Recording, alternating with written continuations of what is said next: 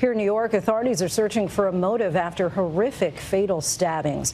Police say a man killed 4 people, including 2 children. Tonight, a horrific scene in Far Rockaway, Queens, where police say a man went on a stabbing rampage before setting the house on fire and then attacking officers. This scene was chaos. Multiple victims, a house on fire, and a madman on a rampage, on a mission. Why remains the big question. He just said to me, Mama, I love you. I say, I love you too, son. He texts me and tell me how much he loves me. It's a lot for the family. It's a whole lot. Because it's all family. It's a lot right now. That's the suspect's mother and sister who say they can't seem to wrap their heads around this one. His aunt, who believes she could have easily been the target, has these words for others with loved ones in crisis. And don't take it lightly, because you don't know what they're thinking inside. Even when you are trying to reach them in love, they are trying to reach you in hate.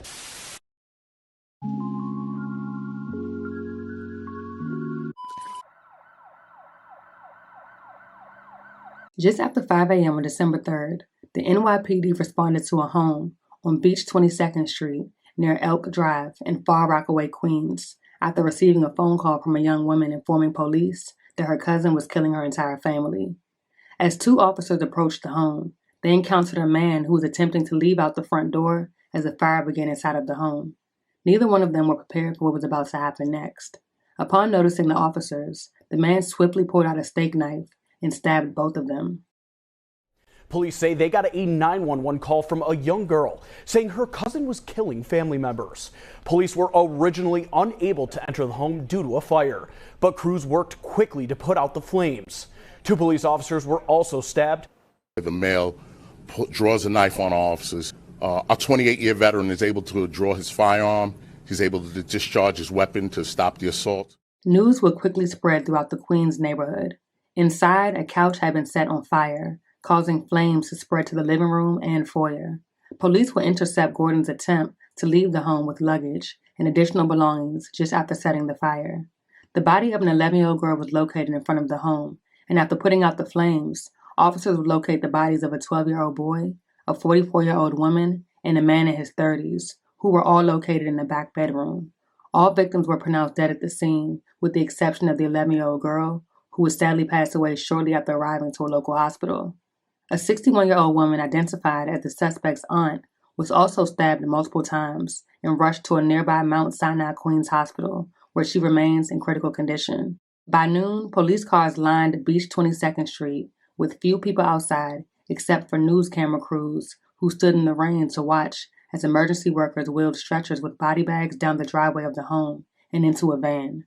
According to the surviving victim, she opened up her home to her nephew, 38-year-old Courtney Gordon, roughly 2 weeks prior to the murderous rampage.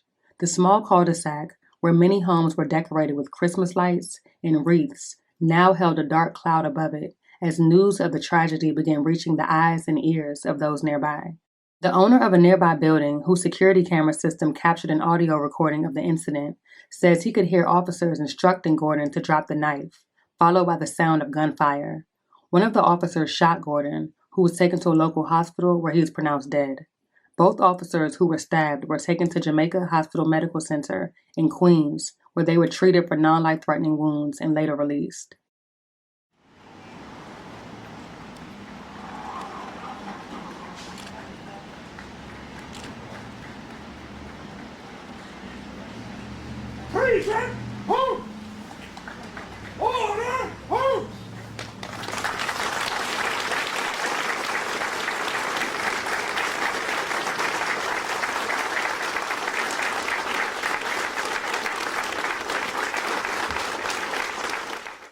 Although police did not say whether Gordon had a history of mental health concerns, a woman who identified herself as his sister said he had struggled with mental illness, including depression. At one point, he was married with 3 children and a stable job. A look into Gordon's past revealed he had shown previous signs of violence. In February of 2021, he was arrested and charged with strangulation in a domestic violence case in the Bronx. Correction Department records showed that he had never been jailed in New York City for the incident. That same year, Gordon moved out of the Bronx to live with his paternal aunt before bouncing from shelter to shelter and ultimately ending up at the home of another aunt. This would be the home where everything would take place. Until Sunday, nothing seemed strange, and according to family members, the surviving aunt never shared any concerns during their frequent telephone calls with family. Gordon also didn't inform his own mother about any tension in the home. The day before, he texted her that he loved her, with her replying, "I love you too, son," never imagining the sinister plot that he was planning the entire time. We begin with the violence in Far Rockaway. A family killed after a relative fatally stabbed 4 people. One 61-year-old woman tonight fights for her life. The first officers to the scene also attacked. One of the officers opened fire and killed the attacker. Eyewitness News reporter Kimberly Richardson joins us from the scene with the very latest developments there. Kimberly.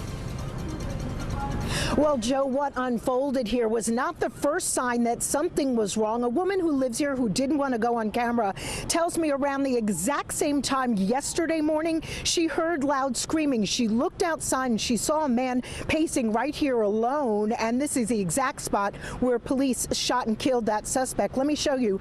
This all happened down this shared driveway here on Beach 22nd Street in Far Rockaway. The home where this family lived is number 467. It's set back from the road. It is a 2-family home where now out front are charred pieces of furniture, including a sofa. Officials say the suspect, 38-year-old Courtney Gordon, set on fire. The 911 call came in shortly after 5 a.m. A young girl saying her cousin is killing her family members. 2 officers arrived and saw a man walking down that shared driveway with luggage. They asked him if he knew anything or knew what was going on. Police say that's when Gordon pulled out a knife and stabbed both officers in the chest, neck, and face. One of the officers was able to pull out his gun and did fatally shoot Gordon. More officers arrived and first found 2 people outside, both stabbed, an 11-year-old girl who died and a 61-year-old woman who is in critical condition. Initially, police couldn't get into the home. They say Gordon had blocked the front door with a sofa and set it on fire. That fire didn't spread, and once inside, police found 3 more people stabbed to death in back bedrooms, a 12-year-old boy, 44-year-old woman, and a man in his 30s. The hurtful part was when he caused the fire to escape. I mean, he didn't think about the life of the kids in the yard, because I have my nephew, and if anything happened to him, that would break my heart. We did our wedding here, so we used their backyard. We had a backyard wedding, so all the neighbors were just helpful. They helped us prepare for my wedding and everything. Now the family members of the suspect and 4 innocent victims are speaking out about what they believe may have led him to snap. According to them, they tried to get him help a few months ago, but he refused. They tried to get him checked into a hospital, but they say he wouldn't go. CBS 2's Naveen Dhaliwal spoke exclusively with the family from the Eastchester section of the Bronx. With a heavy heart, the mother of Courtney Gordon spoke about her son. And my son was a good son, you know. Everything that is good, I have to talk about him. She says she talked to him on Saturday. The conversation was loving. He just said to me, "Mama, I love you." I say, "I love you too, son." But his mother says Gordon, seen here during better times, had a troubled life. Something is wrong. Because if anything wasn't wrong, he wouldn't do act like this. Something mentally in his brain. It's a lot for the family. It's a whole lot. Because it's all family. Gordon's actions leaving his family, especially his sister, shaking. She says she knew her brother had mental health problems. He's been suffering from depression. I tried to seek help for him. No one would listen to me. You know, I tried my very best to help him. It's just sad. It's just sad that it happened. Family says Gordon lived in a homeless shelter and recently moved in temporarily with his aunt in Queens. His family members here in the Bronx say his mental health breakdown was both sudden and dramatic. Sometime this year they noticed it. They tried to get him help, but he refused it. So that's why they kicked him out. And that's why he recently been living with the other side of his family in Far Rockaway. My mom would always say to lock your door. She locked her door. Sean McCoy says his family started fearing for their safety. His cousin, 38-year-old Courtney Gordon, had been living in this room on the ground floor of his family's Bronx home. The suspect's aunt in the Bronx says they recently got into an argument because he thought the security cameras in the home were watching him. A few months ago, they tried to get him help. Help was granted. Help was offered, but he said he was fine. the sister tried to get in touch with the mental institution because they noticed that something was going on, and they did come to get Courtney to help him, and he refused. The songs that he would listen to is mostly killing and just the behavior in general. I noticed, I decided that he has to go. Then this weekend, he allegedly snapped while staying with the other side of his family in Far Rockaway. Cops say he went on a stabbing rampage in their home Sunday morning around 5 a.m., killing 4 relatives, including 2 kids, before attacking 2 responding police officers. When cops arrived on scene, Gordon was leaving the driveway with luggage. He slashed both cops with a kitchen knife. One of the officers then shot and killed him. Cops found an 11-year-old girl lying on the ground outside the home. Gordon allegedly also set fire to a couch in the living room.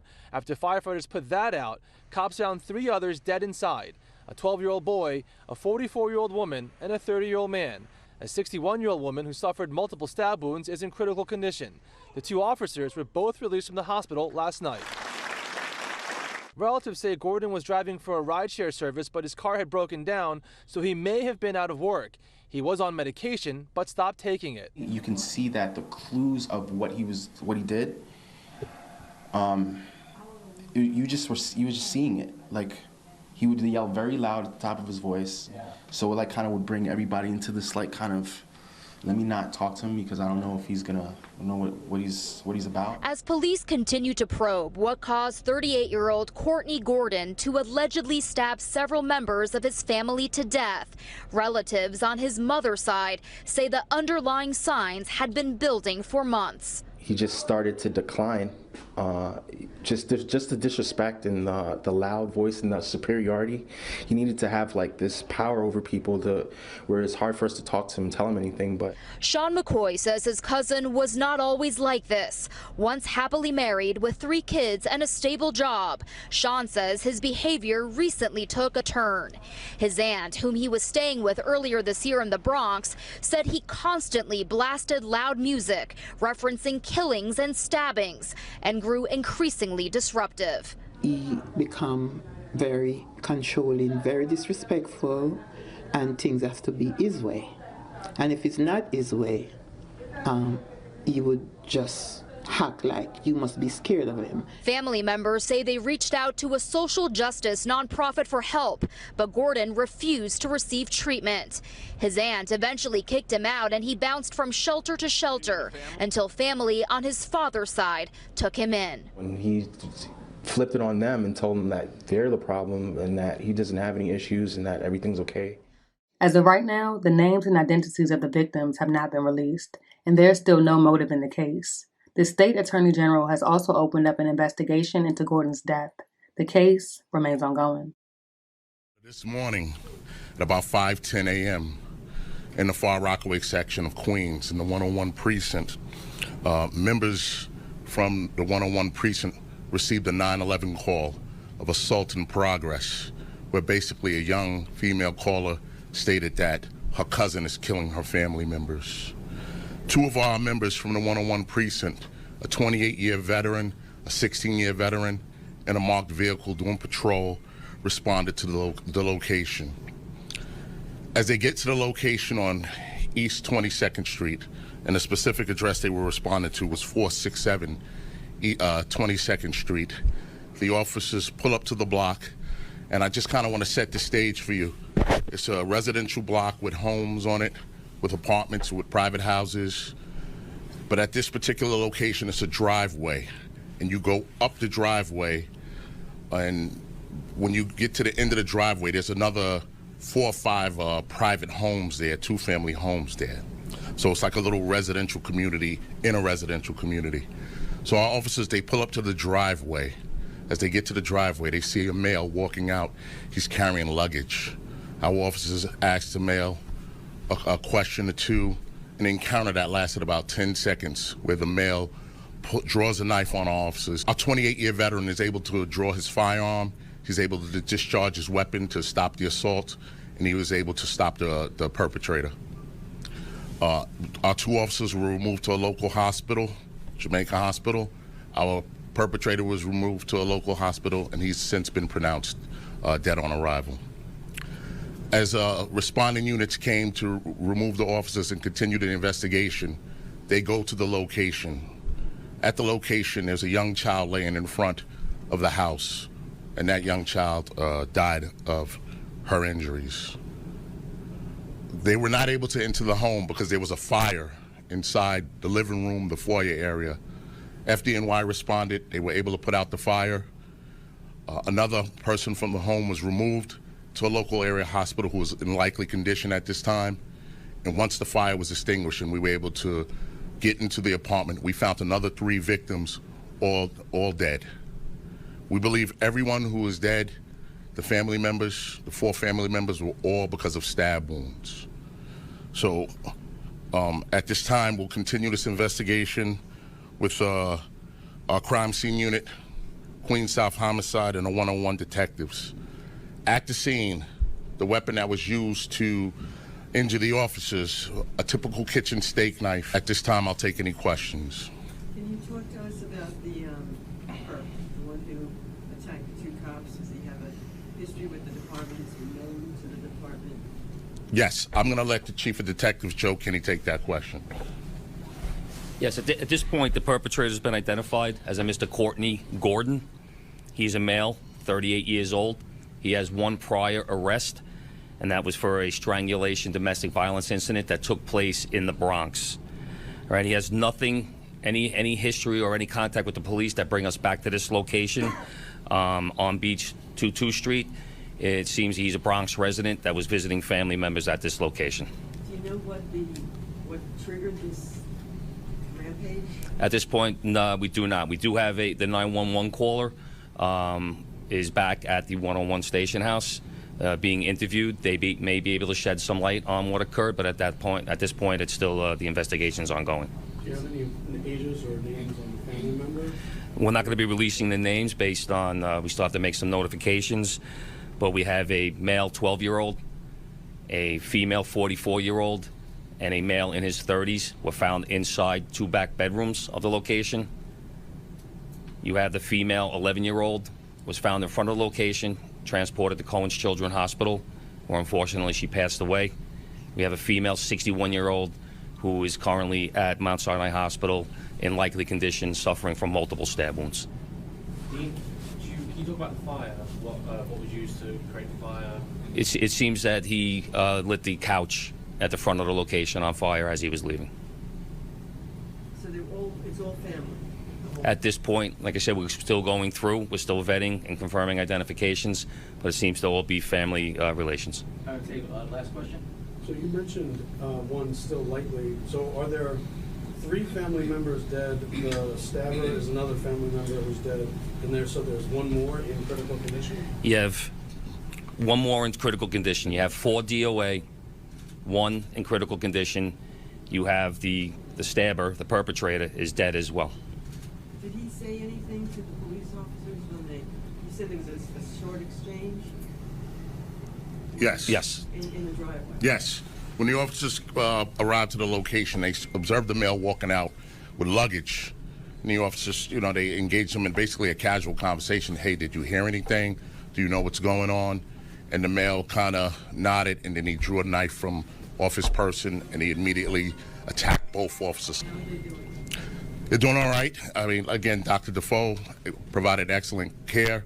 Our department surgeon, Dr. Kleiman, is here. He's saying that they will walk out of here, that they'll be okay. But listen, these are 2, experienced police officers, a 28-year veteran, a 16-year veteran, working a midnight shift in the Rockaways. I really have to commend them. They did an excellent job. They could easily let this person walk past them with his luggage. Instead, they stopped, asked a couple of questions, tried to gain some intel before they walked right up in there. Unfortunately, they were met with the perpetrator in this incident, and he went right at him. All right, before we close down, we're going to hear from PBA President.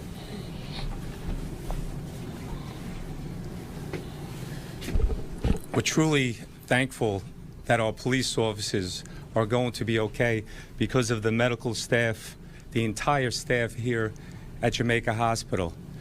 This shows that police officers never know what they're responding to, what's awaiting for them on that scene. This scene was chaos, multiple victims, a house on fire, and a madman on a rampage, on a mission. and thankful that these police officers showed up. Imagine what could have happened if these police officers weren't there. This madman tried to kill, after he killed others, a New York City police officer.